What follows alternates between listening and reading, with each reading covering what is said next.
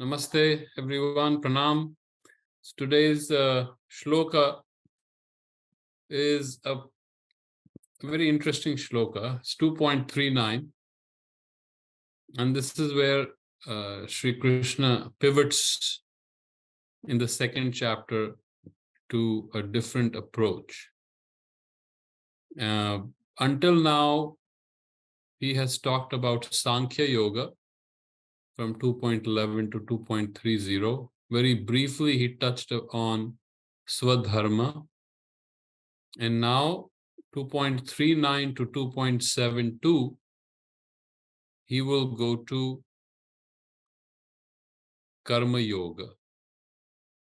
And brilliantly how he has connected what was Sankhya Yoga, what was considered to be Sankhya Yoga, which is Gyan Yoga, which is where the buddhi is used to reach closer to the Purusha, because the buddhi is the highest tattva in the Prakriti.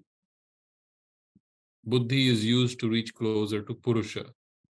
But here Sri Krishna brings in the understanding that buddhi is not only important to reach closer to Purusha in the Sankhya Yoga, but buddhi is also critical to not only understand Karma Yoga, but to do Karma Yoga. And obviously Sri Krishna has redefined Sankhya Yoga, not the traditional Sankhya Yoga, which was dualistic, where Prakriti and Purusha are always separate. Sri Krishna's Sankhya Yoga is a Vedantic Sankhya Yoga. So is his Karma Yoga. His Karma Yoga is a different Karma Yoga, at least from what we understand. The way he describes Karma Yoga and how he takes it to a different element, and how he brings karma and jnana together. And the pivot, the connecting tattva there is the buddhi. Pariksith ji, can we, when you say Vedantic understanding, can you maybe help us understand what does it mean when we say Vedantic Karma Yoga? Vedantic anything. So let's do first the Vedantic Sankhya. I think we've talked about in the past. Sankhya is Purusha and Prakriti are two separate realities, domains, and they're always going to be separate. Sankhya is dualistic. And Prakriti is Jada, no intelligence. Purusha has awareness, but Purusha is the one that is the Sakshi and the Anumanta. Anumanta means the one who gives permission, but the Purusha's permission is passive. Purusha does not give active permission. Okay, stop. It won't. Purusha does not tell Prakriti to stop when it wants it to stop. It's just a passive Anumanta. In Sri Krishna's Sankhya, which becomes the Vedantic Sankhya, he takes you to a different level of Purusha, and he defines Purusha as threefold Purusha. The Kshara Purusha, the Akshara Purusha, and the Uttama Purusha. Kshara is that which is involved deeply in that which is changing, that which is destructible, in Prakriti. How do you know what your Kshara Purusha is?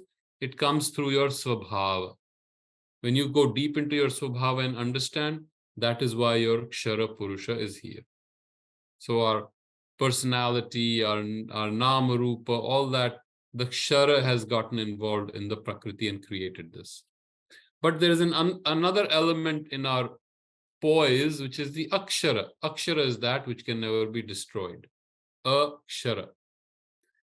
That is always still, quiet, unborn, indestructible, eternal, nitya, ajo nitya shashvatoyam purana. If you remember that line, beautiful description. Ajo, unborn, nitya, eternal, shashvat, universal and eternal. Purana, ancient. So the third poise that Sri Krishna talks about is the Uttama Purusha. Uttama Purusha is that which is above all the different Purushas and subsumes all the Purushas into that one reality. That is the Vedantic Sankhya. And then he talks about Prakriti not being just the unconscious Prakriti, but there is a higher poise of Prakriti, which he calls the Para Prakriti, which is intelligent, which is conscious. And the Uttama Purusha, or the highest concept which Sri Krishna takes it to, is the Purushottam, has everything under the control. Prakriti is not doing her own things, and he's just not, Purusha is not the quiet witness, passive permitter of things. Purusha has an active control over everything, and that is the Purushottam. So you see how the Sankhya, which was dualistic, where these two qualities or principles were totally separate, has been unified in the Purushottama in the Gita. Now, yoga, so the yoga that Sri Krishna is describing is not the yoga of Patanjali, the 8 path, the yoga of 8 paths, yama, niyama, dharana, pratyahara, all those 8, then at the end it comes into dhyana and samadhi. Right? That is not the yoga. This is before Patanjali's yoga. So at that time, it seems like there were 2 paths. One was the path of knowledge, of Gyan, which was the Sankhya knowledge. That you withdraw, you go into the bhav of the Purusha, Purusha's, the Atmic Prakash comes into you and you withdraw from the world. Or the second one was of work, where you surrendered everything, where you unified everything. But these were considered as 2 separate things. And it seems like there were probably a difference between these 2 paths. Even now, we look at our people, and there is the people who follow Shankaracharya, people who follow Ramanujacharya, people who are Madhvacharis, Nimbarka, Bheda, all kinds of differentiations have been created. So it seems like there were these 2 different paths. Sri Krishna does not consider them as separate. He makes it very clear. Arjuna says, what is the point of karma? Drop karma, go into Gyan Yoga, go into the Gyan Yoga, which to him means Sankhya, withdraw from it. What is this? This has no value. Sri Krishna says, no, does not allow him. And the way he unifies the 2 paths of Gyan and karma is, the point is the buddhi. The buddhi is the discernment, the discrimination, the subtlety, the insight, the intelligence. So, and then of course, eventually he brings bhakti into it too. He brings bhakti into it, and then he brings yajna into it. So Sri Krishna is a grand unifier. He's the grand synthesizer or synthesizer. He brings everything together. Anywhere there is truth, he will bring it. So karma yoga, of course, has truth in it. Yoga means to add, right? We talked about it last time. The root yuja is to add. And so Sri Krishna adds things. He's not exclusive. I'm going to just take a path of Gyan. I'm going to take a path of everything. He's an integral person. Purna yogi. So that's how he has brought karma. Karma not just to do action, because usually the understanding is karma takes you away from Gyan. And you all know this. When you do your karma, your consciousness has gone away from the quiet, blissful state you experience when you're in meditation. You go in karma, someone yells at you, you get angry, you get upset, it hurts you. Now you're trying to work hard and all that stress is on you. That is what we deem karma to be. Karma takes you away from Gyan. That's what Arjuna is saying too. Shri Krishna says, no, I will tell you a poise where karma is not going to block your growth. Karma is not going to take you away from Gyana, but actually will take you to Gyana. And in fact, once you have reached that highest poise, it will reflect your highest poise. The karma becomes a manifestation of your consciousness. So this is the genius of Sri Krishna that comes out in this beautiful synthesis he has done of karma and Sankhya. Does that make sense, Swamiji? Okay. So remember, he's going to take the unity at the point of the Sthit Prajna. Sthit Prajna Rajesh had a one. question. Sorry? Rajesh had something to say. No, I just say like somebody was sharing their WhatsApp chat. Okay. So the concept of Sthit Prajna becomes very important. One who has total stability, stillness of the consciousness. From that, whatever karma you do, you're in karma yoga. It is obviously, someone said it is very difficult to achieve it. Yeah, of course, everything difficult to achieve, everything worthwhile is difficult to achieve. But that is the standard that Sri Krishna gives us. And that's where it unifies. And it's not that we can't achieve it, we have it. We are it. We lose it off and on. So it's just resynchronizing ourselves to that reality which we are. Okay, so let's come to the shloka. Esha teha vitte bihita sankhye. So Esha is this. Te is for you. Abhihita. Hita is in that direction. Even in Hindi now we say your hita, your benefit.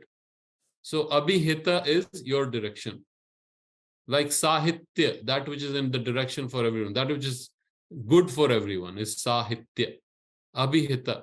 So this, for your sake, was Sankhya. Sankhya, if you remember, Sankhya is Saptami Vibhakti, in Sankhya. So this, for your sake, was the knowledge of Sankhya, was in Sankhya. That is the meaning of the first pada. Esha te bihita Sankhye buddhir yoge tvimam shrunu. Now, buddhi, we've talked about the buddhi, intelligence, which is very rare. Buddhi is not mana, buddhi is the intelligence. Viveka, one quality of buddhi is viveka. It's able to separate one thing from the other, very subtle things. Buddhi, there's a visarg and yoge. So when buddhi and yoge comes together, it becomes buddhir yoge. The visarg becomes the ra sound, ar sound. So buddhir yoge, again yoge is in yoga. Buddhir yoge tvimam, tu and imam. Tu and imam becomes tvimam. So tu is, whenever we use tu, is certainly, surely, or tu is sometimes used as also but, lekin. So tu imam. Imam is again this. It's a variation of the vibhaktis of Esha, Imam, they're all related. Idam, it all comes from Idam. Idam has these variations, which we will do when we do the vibhaktis of Idam. To Imam, Shranu. Shranu is when you tell someone to do something. Shranu is listen. Shranu. And you will see, suppose I ask, like we did the Gachami, Gachasi, Gachati, if you remember. Gachami, I go. Gachasi, you go. Gachati, he goes or she goes. If I say Gacha, Swamiji, Gacha means Swamiji, go. So that's a different variation of the verb. It's called the lot lakar. Lot lakar is imperative. I'm asking you to do something. If I say Swamiji, Vada, Vada means to speak. So a lot lakar, put Shranu in lot lakar. Lot is imperative. So Buddhir yoge tvimam shurnu. Ab sun. Now listen to me about the yoga of the buddhi. No, you got to take the lot lakar. Lot lakar of shranu. No, this is, you're doing the vibhaktis. Shranu, lot lakar. Anyway, so far you have heard about Sankhya Yoga. Now listen to the knowledge of Buddhi Yoga. Now listen, Shranu. If I say Patha, read, that is an order. Patha, or Bhiksham Dehi, you might have heard. Bhiksha Dehi, give it. Bhiksham Dehi, you might have heard in serials and all that. Bhiksham Dehi. So, Shranu is listen. Now we come to the third pada. Buddhya Yukto. This is Swamiji's favorite word. Yuj comes from the root yuj, which gave us the word yoga, and Yukto. Now remember, in the previous one, what we had talked about, Tato Yuddhaya Yujyasva. Yudha was one root, and Yujyasva, which came from the root Yuj. Yuj is to join. Now, it was pointed out to me that Yujyasva means get involved in the battle. It doesn't mean really doing yoga. Okay, possible. But here, the yoga is again, the root word yuj is again brought twice. Buddhir yoge and buddhya yukto yaya partha. So, be yukta with the buddhi, be one with the buddhi, be one with the intelligence. Yaya partha. By the buddhi, you will have karma bandham prahasyasi. Karma bandham, the bondage of karma. Remember, the karma binds us. Karma takes us away from wisdom. That is the understanding. So Shri Krishna cuts through that. The bandhan of karma, prahasyasi, you let go. Ha, root sound is to let go. Prahasyasi. Pra is whenever we add pra to something, you make it intense. Prajnanam or pragyanam. Gyana, which is even more intense. Prabhu, that which is coming out more intensely. So, prahasyasi, you get rid of it. So, if we look at, let's go down and see what Sri Aurobindo says in his translation. Such is the intelligence declared to thee. Right? So, I can't see this. Let me see if I can. Maybe I can shrink this. Yeah. Such is the intelligence declared to thee in the Sankhya. Hear now this in the Yoga. For if thou art in Yoga by this intelligence, O son of Pritha, thou shalt cast away the bondage of works. So, the moment you are in Yoga through intelligence, Buddhi Yukta, then you will be able to be free of the bandhan, the bondage of work. So basically, very simple formula. If karma is becoming your bondage, then all you have to do is be established in the buddhi, be one with the buddhi. Very simple solution, very elegant solution. Yes, it is a tough thing to do, to always be joined in the intelligence. But shouldn't we be joined with intelligence from our intelligence? And that's what Sri Krishna is saying. Of course, it's a higher intelligence. It's a subtler intelligence. So this is a very important shift now. You can divide chapter 2 into two aspects. One is the Sankhya Yoga, very little mention of Dharma. And then after 39, it becomes Karma Yoga. So that's really it. Swati ji is asking, could you illustrate this with an example? Could you explain the question? What illustrate the karma or the buddhi? What are we? If you can explain the question, then it will make more sense. Then I will. I think be you able can to... speak and tell. Yeah, so I actually wanted to understand if you could give an example on how to stay in buddhi while doing the karma.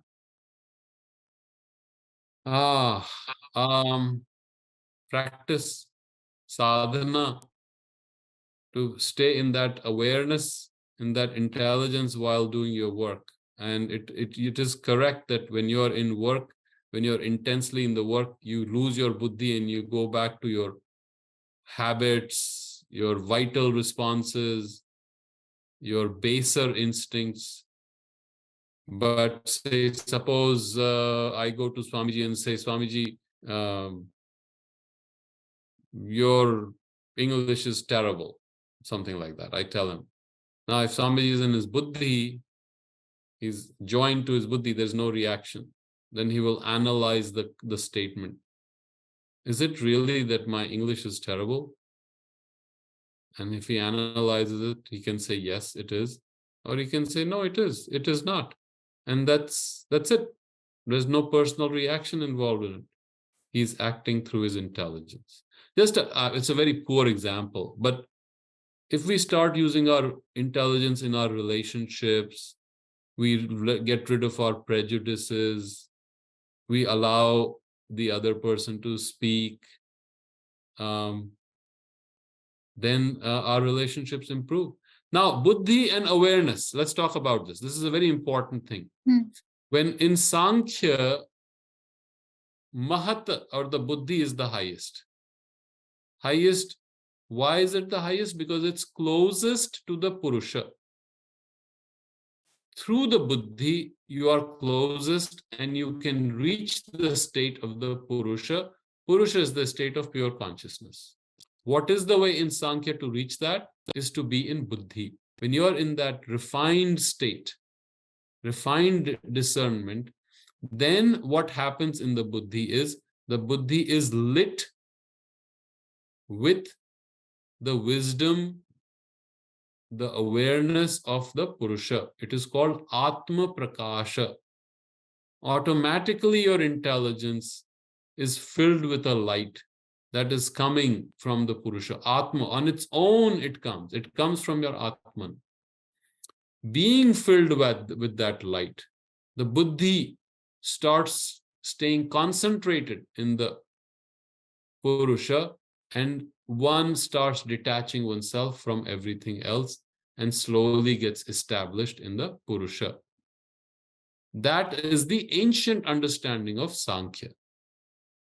Shri Krishna again uses the same approach, that the buddhi should be totally concentrated in the Purusha, and he will bring that later. But he also says the buddhi has to be in samatha, and through the various shlokas he will describe.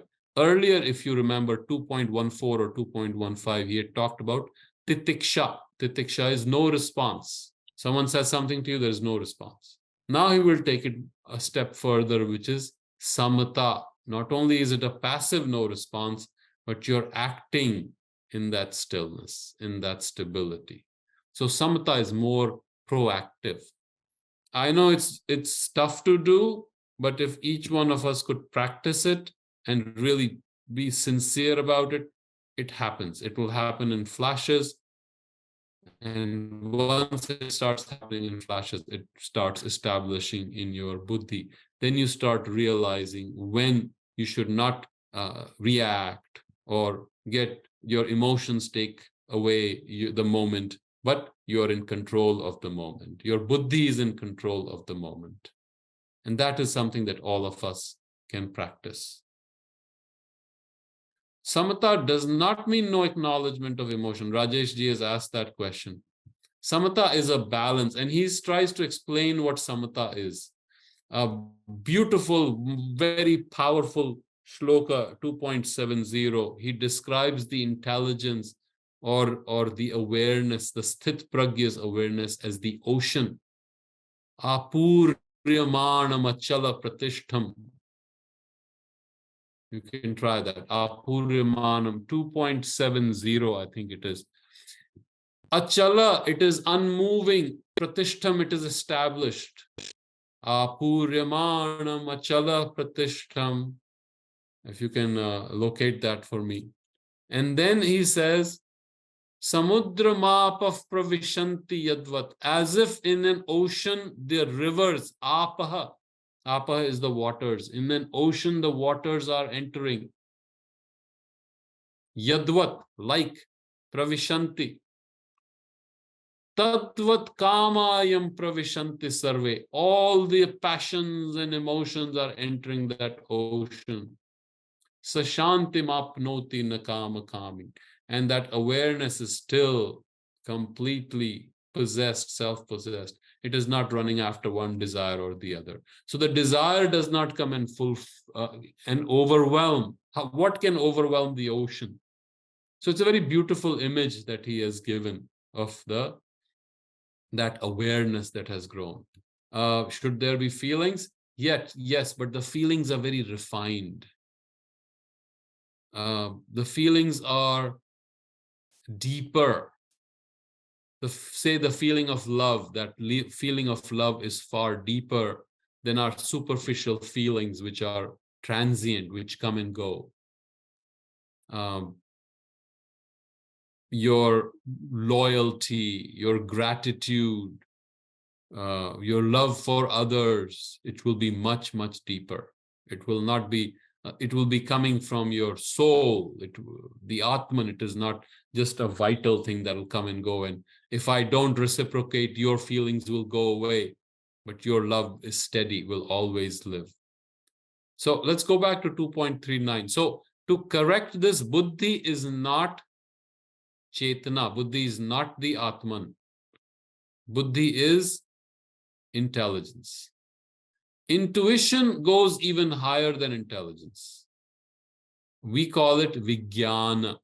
So in Upanishad, it's called Vijnana. I didn't want to go there, but Vijnana is an even higher level of knowing, where you know the truth.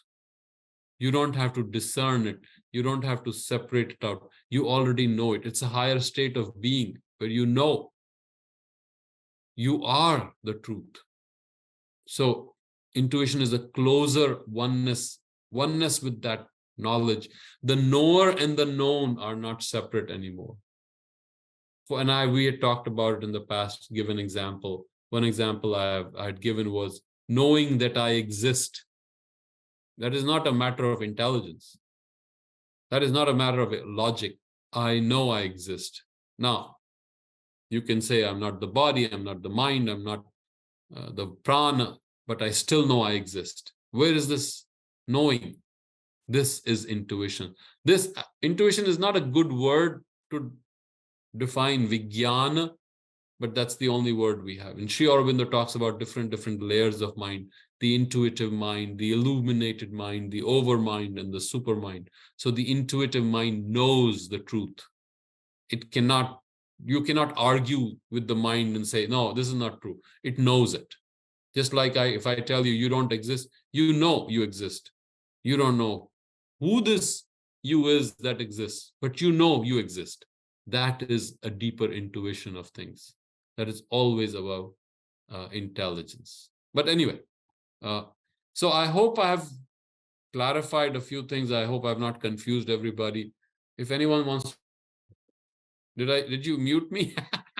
Yeah, but I was planning to click on my thing. I clicked on your thing. That's There was okay. one more question by Jiten. I think this is interesting. If you can see. Let me see. Let me open the chat. Let's see. Is there nothing important? Is there anything important? I don't know how to go up. Can you repeat that? Yeah. Is anything important? Can we say nothing matters, as it's all a play of Prakriti? Maybe work as a play and not seriousness can facilitate being in awareness. Yes. Play is very important. I would never say nothing matters, because Now, when we are with Sri Krishna, everything matters. Sri Krishna does not say nothing matters. Sri Krishna says this battle matters. You're going to fight it. Why does it matter? He gives 100 reasons, but it matters. Sri Krishna says it's a play of Prakriti, but he also says it is my will that Prakriti is following. And Sri Krishna, of course, is the master of Leela. So work as plays is wonderful, not seriousness can facilitate being in awareness. Absolutely. If you can make everything you do as a play and joyfully you're doing it with gratitude, with happiness, and your work quality will be different. And Ananda, even higher than Vijnana is your Anandmaya Kosha, your body of bliss, which is the deepest, your deepest reality, beyond which is then just pure consciousness and a very different state of being, maybe Akshara Purusha, which you can't define. But yes, of course, Ananda is, without Ananda, what's the point doing all this? So everything we do has to have a play. Everything has to be a play, a joyful expression. And through that joy, yes, that is a powerful yoga. If you can be in that state of joy, Sri Aurobindo calls it the sunlit path. If you stay in that path of joy and light, then you're done. Your goose is cooked, as they say. You're done. You don't need anything else after that. Your yoga will take on its own life and it'll blossom on its own. So, does anyone want to recite the shloka? Anyone interested? Or you want to play it, Swamiji? Yeah. Just let me know if it is audible. Audible? No. No. No, it's not. Wait, then I'll reshare. Esha te bihita sankhye buddhir yoge tvimam shranu buddhya yukto yaya partha karma bandham prahasyasi. So one thing that is beautiful about our Gita or Sanskrit, if you just pronounce it correctly with the right duration, it will give you its own music. The music is inherent in the words, in the shloka itself. So a couple of qualities. The vowel will always keep the same sound. Is always will not become a. A will always be a. I will always be I. U will always be U. So that's the one important thing in Sanskrit. The way it is written, it is always going to reflect a certain sound. That is the second most very important part of it. Third, the duration does not change. I will be one matra. E will be two matra. So if we just follow this, even someone like me can recite the shloka. And of course, Swami Brahmananji is far better. Are you able to do it, Swamiji? Yeah, let's try. Yeah. Buddhya yukto yaya partha karma bandham prahasyasi.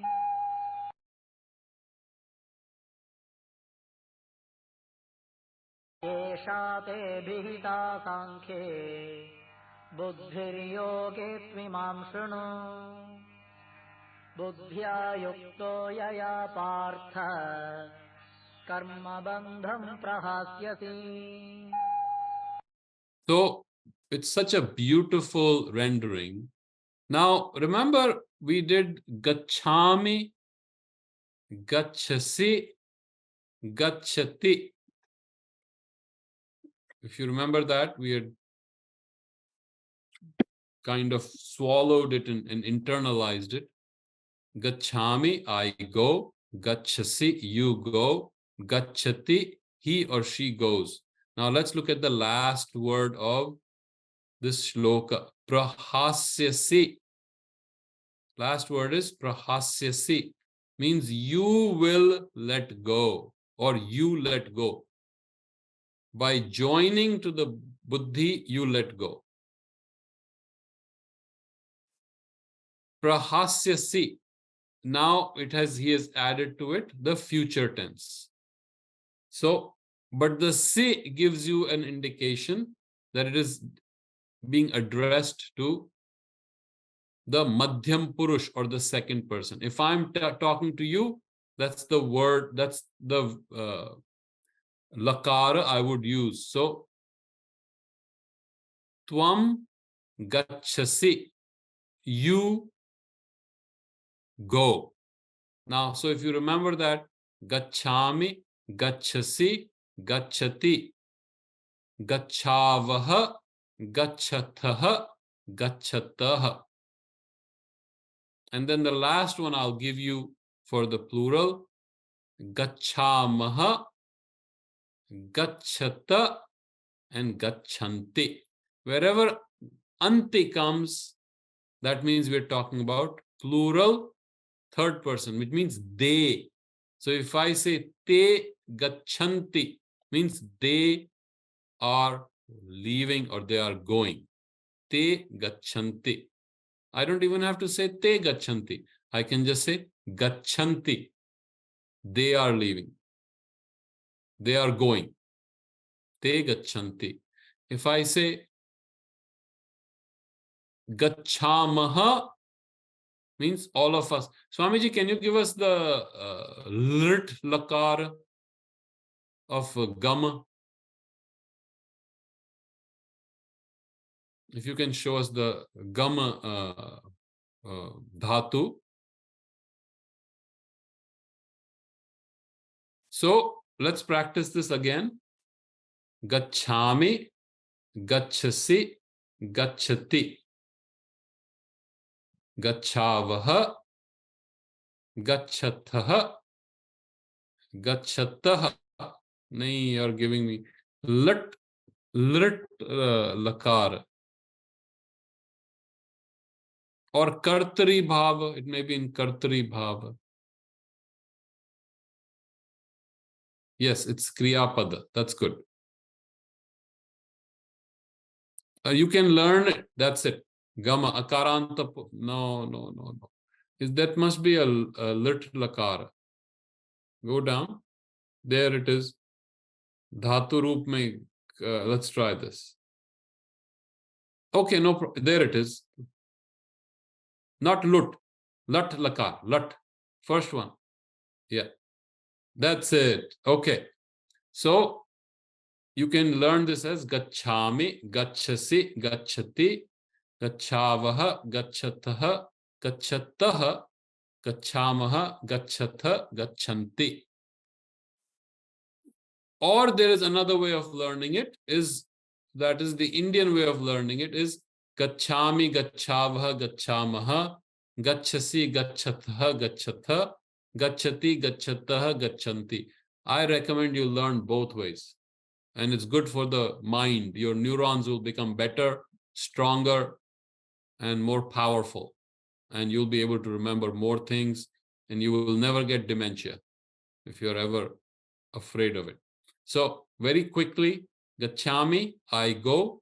Gachasi, you go. Gachati, he or she goes. Gachavaha is the two of us go. Gachataha is you two go. Gachataha is they, the two of them go. Gachamaha is all of us go.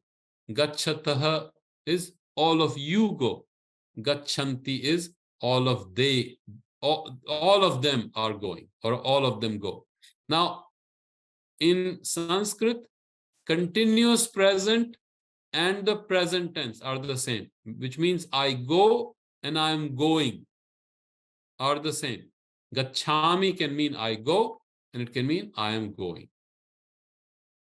Now, can you go in the lot lakar of this? Can you give me lot lakar of this? That's it.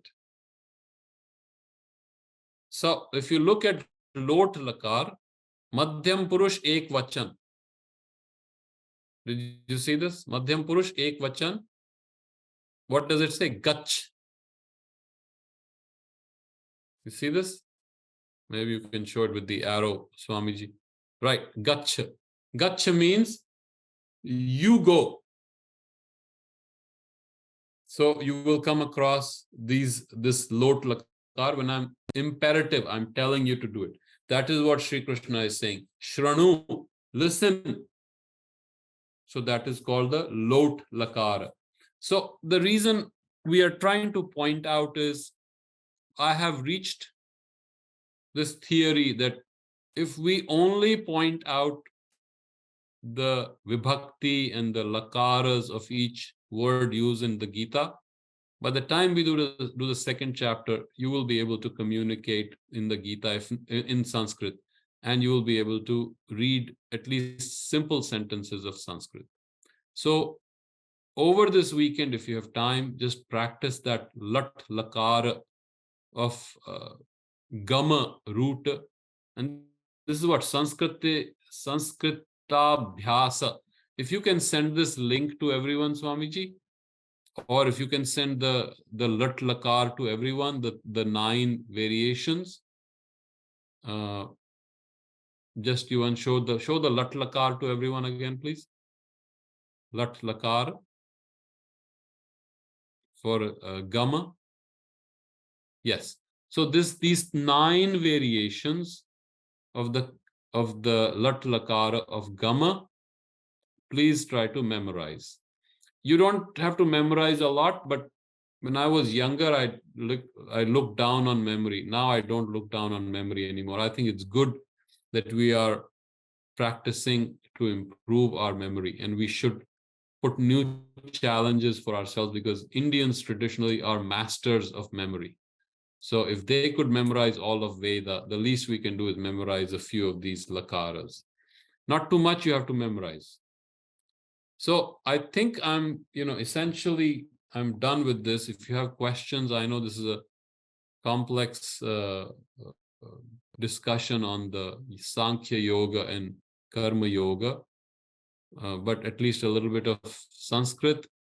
The lat lakar, and if at any point you want, I can take the shlokas from the beginning of the Gita, if you have interest, so that we can start practicing, improving our Sanskrit. But if you have any questions, please go ahead and ask.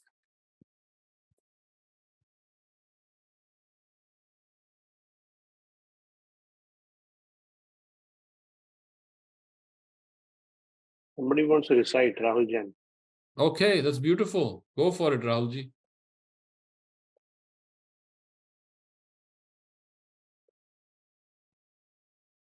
Is he on mute? बुद्धिर योगे त्वमांशुरु बुद्धया युक्तो यया पार्थ कर्म बंधम Prahasyasi. प्रहास्यसि. Yeah. You want to do it again? Yes. Take your time. No rush. एषा Teh विहिता सांख्ये बुद्धिर योगे त्वमांशुरु बुद्धया युक्तो यया पार्थ कर्म बंधम प्रहास्यसि. Beautiful. So now you see that sound Esha, Te, then you see that S, Bihita. It is called the Avagraha. Think of it as like an apostrophe. You don't pronounce it. Te Bihita. Esha Te Bihita Sankhye. So you will not pronounce Te Abhita. It is called Avagraha.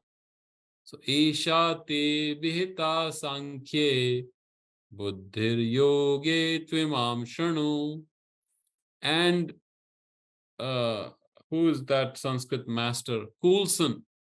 Coulson says on the longer, the dirgha matra, you can even stretch it beyond the dirgha. You can go longer. Don't worry.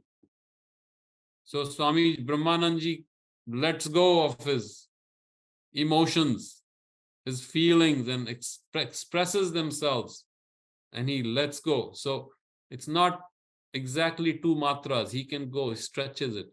This is called the plut matra. Plut is where you can go up to 3, almost as long as the rooster.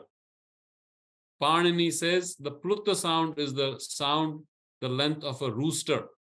I don't expect you to go to the sound, to the length of a rooster, but let your voice flow. Okay, so Risva or Laghu, Dirgha is the longer one, and Plutta is even longer, 3 times, 3 matras. So don't be afraid. Beautiful. Does anyone want to go, who has memorized all these, wants to go back and do the last 5 shlokas? Maybe. Oh, okay, Pankaj. Huh? Yeah, go for it, Pankaj. I can try. Right. We'll start with 34. Yeah.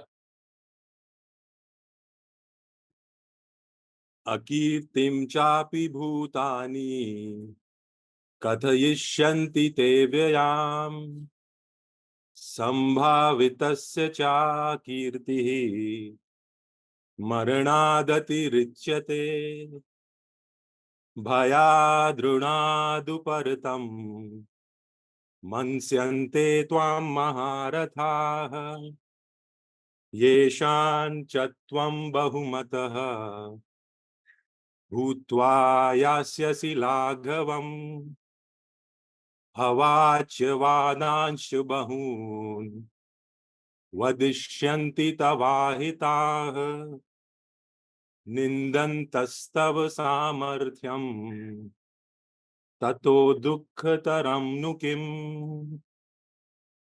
hato va prapsyasi swargam jitva va bhokshyase mahim tasmaduttishta kaunteya युद्धाय कृतनिश्चयः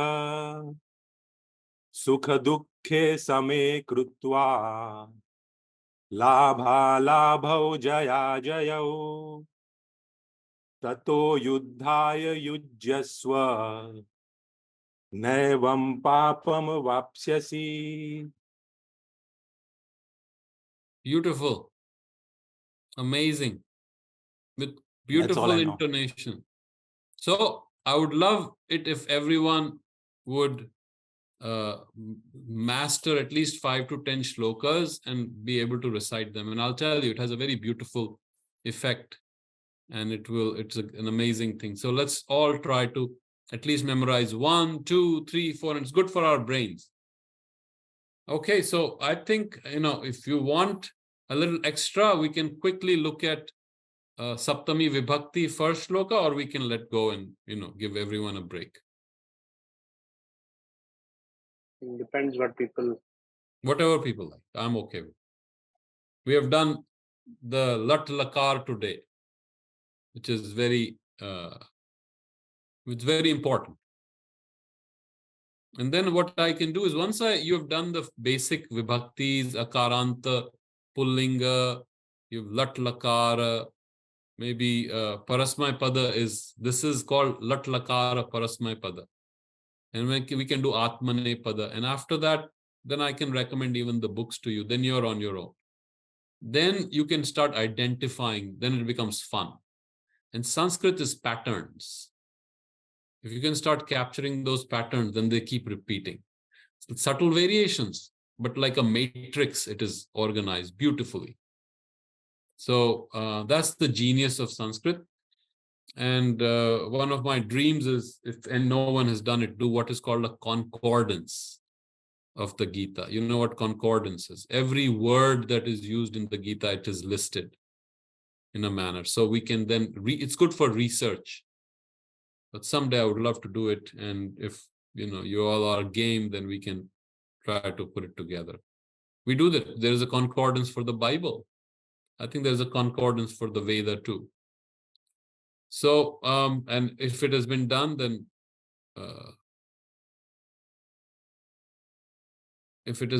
of course, we can try to access it. I'm still confused with the new definition of buddhi.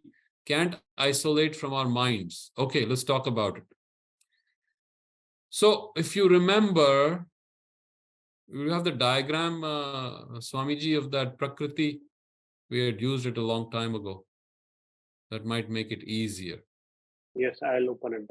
I'll open and share. The Gyanendriya, the Tanamatras, the Bhuta, the Karmendriya. If you can. So there are 24 tattvas in Prakriti, traditionally.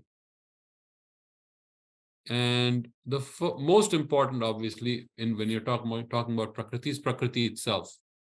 Prakriti is unborn. It is a principle that it's eternal.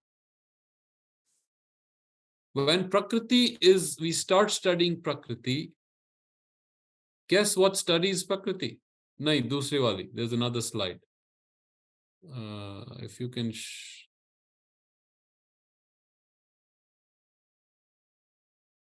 No. Let's go back. Yeah, I have these two. I shared one of more. Go on the graphics of Sankhya. There may be more on it. There may be another sheet on it, sir. There it is. Yeah. There it is. Okay. So Prakriti divides, and when we say divides, means when our brain understands the buddhi, the Prakriti. First element is buddhi. Buddhi is intelligence. Intelligence is not thought. Thought is a movement in the brain. But intelligence is the ability to see. Buddhi. So one definition of dhi is inner seeing. Beautifully described. Dhi is to be able to see internally. When you're able to see what is manas and what is aham, that is buddhi. When you're able to separate different things. So viveka is a part of buddhi, to be able to separate things, to be able to recognize things as they are, is buddhi. Aham is a sense of I. Concentration of everything in me, that is the sense, I, me. Manas is the movement of the mind. It is the thoughts. It is the movement. You get a stimulus and your brain starts moving.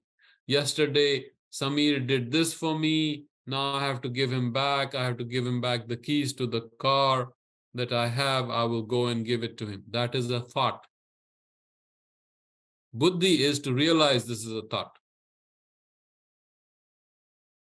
So that's the difference. It's not my definition. It is an ancient definition. Now, after this, there is the internal world and the external world. And then, of course, the other elements, which we can go over again. So this is how in Sankhya, the various tattvas were divided. And it is pretty good. It is a very good classification that is still valid. And so Sri Krishna takes it. And he will come to this classification later. And I think it's the 13th chapter, second or third shloka, that he comes to this. So I hope I have clarified that somewhat. Can I ask Do you one want question? to go? Huh? Can I ask one follow-up Yes, question? yes.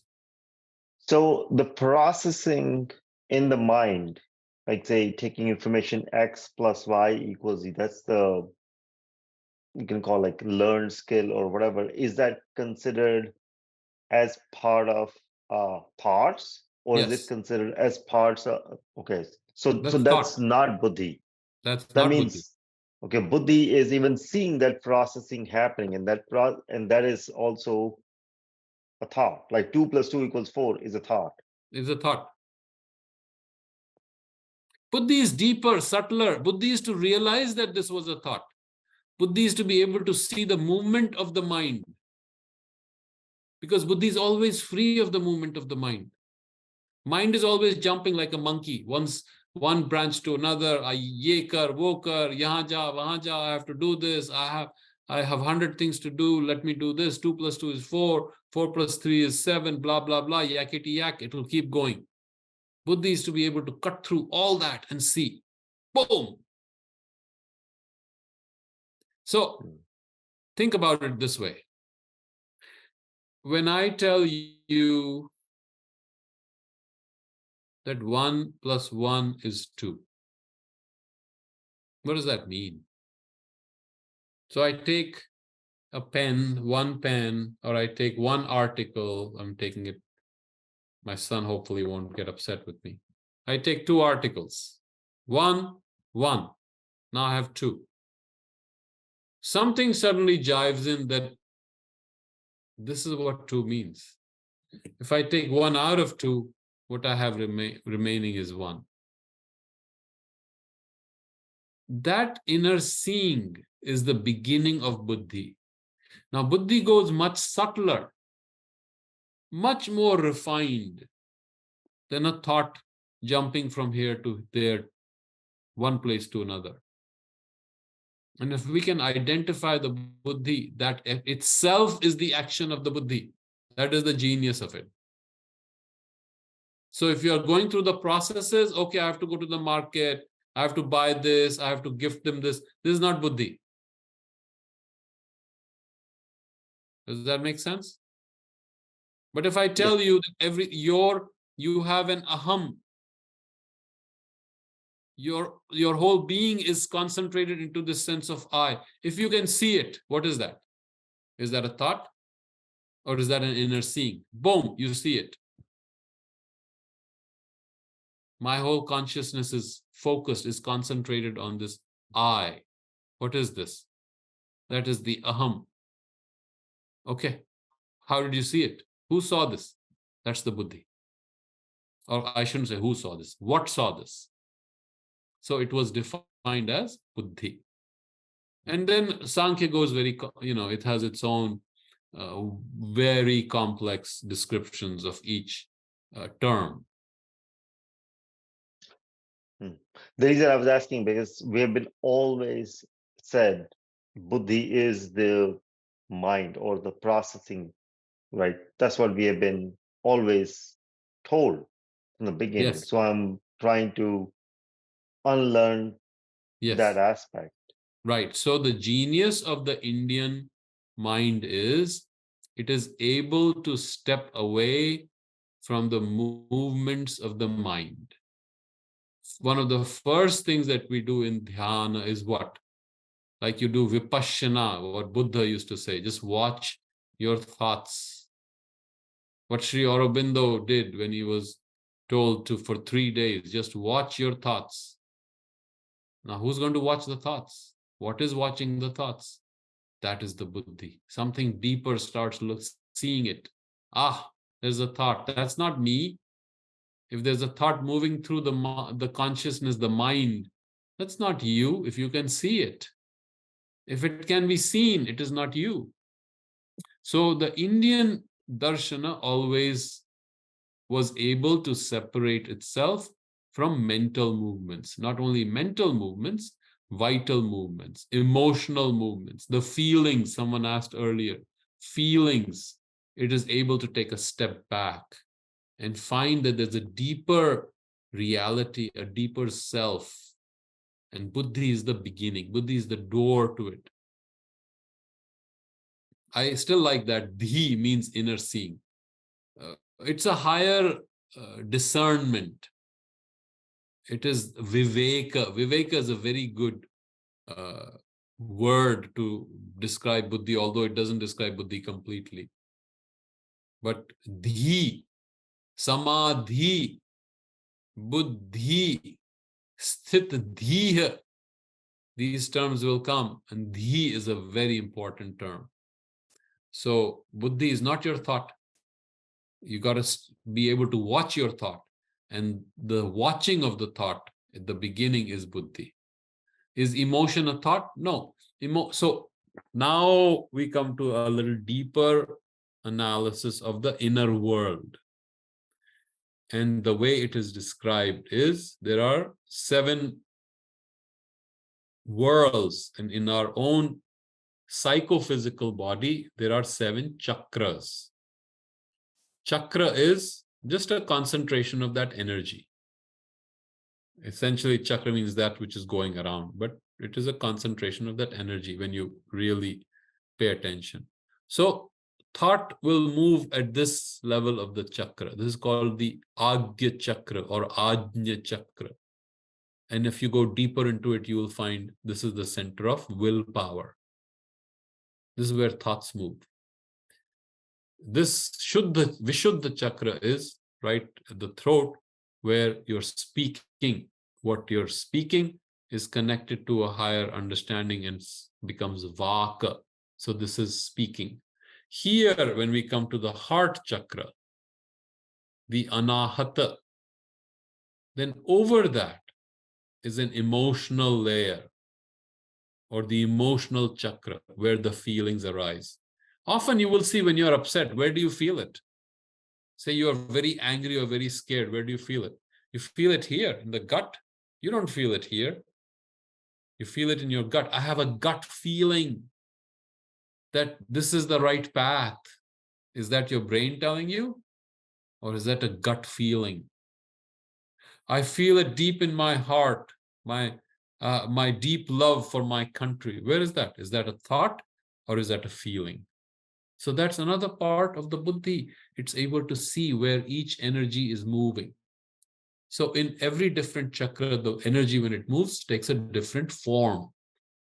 And beautifully it has been described in the 7 chakras of our psychophysical body, in yoga, in tantra. So I've used that model because feelings are not very beautifully differentiated in this model of Sankhya. But in our yogic model of the chakras, it is easier to understand that. I hope that helps. Thank you. So essentially, buddhi is an observing state. Buddhi is intelligence. Buddhi is an inner seeing. Buddhi is to be able to see. See, let's do this. When I tell you something, am I really giving you knowledge? The moment you have an insight, what happens? It's not that I gave you a knowledge. You suddenly realized, you suddenly saw it. Am I correct? Mm-hmm. You see something, and then now you can never forget it. So it is your inner seeing that has opened. Suddenly a cover has been removed and you're seeing. That is buddhi. So buddhi, think of it as a higher mentality, higher functioning of the mind, not the thoughts whirring around, always running around like a marketplace, just too many thoughts colliding. No, it's a higher state, if that makes sense, where the brain is not all feverish and everything is jumping around. It's a very quiet state where you can see things. It's a very subtle, it's a sharp state. That is intelligence. I hope it makes sense. You have to just play with it. You have to experience it. You have to start separating yourself from the mind, and then you will see the buddhi. And buddhi is very important as an instrument in Sri Krishna's yoga, in Sri Aurobindo's yoga. All the Purna yogis give a tremendous importance to buddhi. Other yogas reject the buddhi because they want to go straight into the Atman or the Purusha. Reject Buddhi. There's no need to train the Buddhi. But in our yoga, we train the Buddhi. We make the Buddhi sharp. It has to be refined. Because if it is sharp and refined and subtle, it can hold that consciousness. And so Sri Krishna spends a lot of time. And Sthit Prajna is what? It's the Buddhi refining itself into a higher state. And Makaranji, I don't know if he's on, but he constantly quotes Thought the Paraclete, Sri Aurobindo's beautiful poem, where the thought keeps going higher and higher to a higher state of cognition, of being able to understand reality. And at some point, it just goes into the self. So thought is not rejected. Thought becomes finer and finer and subtle and wider and more powerful, more intuitive, vast, and then it becomes the Atman or the self. That's how he wrote in the poetry, which is a pretty good poetry. I think, Swamiji, you can share the poem, Thought the Paraclete, with everyone. Maybe that will help us, appreciate it better. There's one more question if you have time. We can take it as a last great question poem. from Rajesh It's only. really a great poem.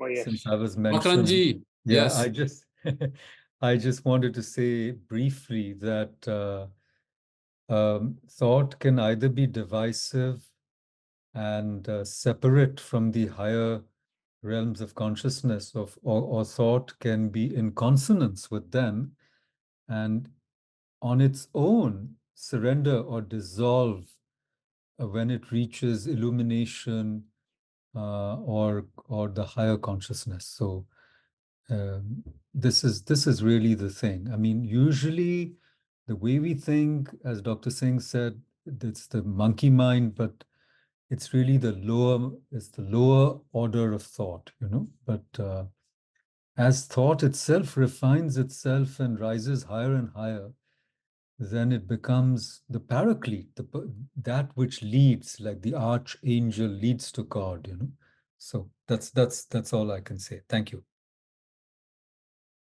Thank you, Makaranji. I think Makaranji is there's a great literary he's a poet, he's a critic, he's an editor. He keeps critiquing me in all my essays. So he has a lot of knowledge of these literary things. Thank you, Makaranji. Parikshit, there's one more question if you want to take up. We Yes, still sir. have, Yes. if you have time. Yeah, from Rajesh only. Is emotion a thought? Yeah, so We just went through that. we just went through that. Emotion is a Okay. movement here in this chakra. It can even be a movement in the pranic chakra, what we call the Manipura. Then it's not so much a feeling, it's a different sensation. It's a different sensation. Feeling, say, well, I don't know, you have your wife, children, girlfriend, what will you feel? It's not a thought. You have a sense, a feeling of love, or the feeling for your country. What do you feel? You feel something here, deep, quiet. That's a feeling. If I say, Rajesh, come on, let's have a fight. Where is the feeling going to be? Here in the prana. I'm really upset with you with what you said yesterday. I'm ready to punch you. And then boom, energy is going to come here in the prana. Physical energy, physical activity, physical contact goes into the lowest center, which is the Mooladhara. So as we become aware of this physical, we are not just a body, we are also a psychic reality behind it. So then we start feeling where these energies come. So feelings usually here. Can you have feeling here? The Greeks used to think that you can think your feeling and you can feel your thought.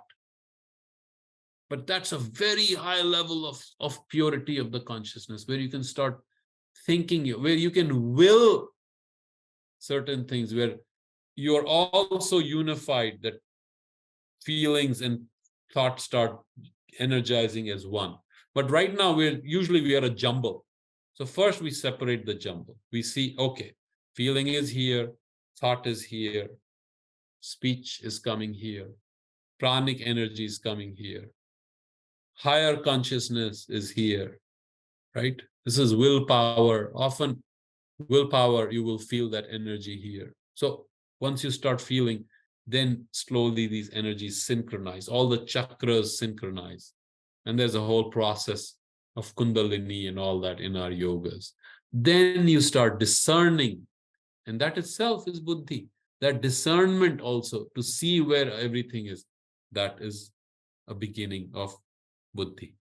Very good, thank you. And we will, if you like the lessons on the Sanskrit, I think I've finally been inspired by you all to create a course on Sanskrit, learning Sanskrit from the Gita. I'm going to start writing it and I'll share it, and feel free to critique it. But I guarantee you, if we do this right, by the second chapter, I feel more confident now. By the second chapter, at least you will be able to recognize which vibhakti it is, where it is coming from, 80% of the time. That's all we want to do. We want to be able to read the Gita and understand, and without the fear of the Sanskrit language. That is what we're trying. Okay, very good. Thank you. Have a good weekend. Pranam.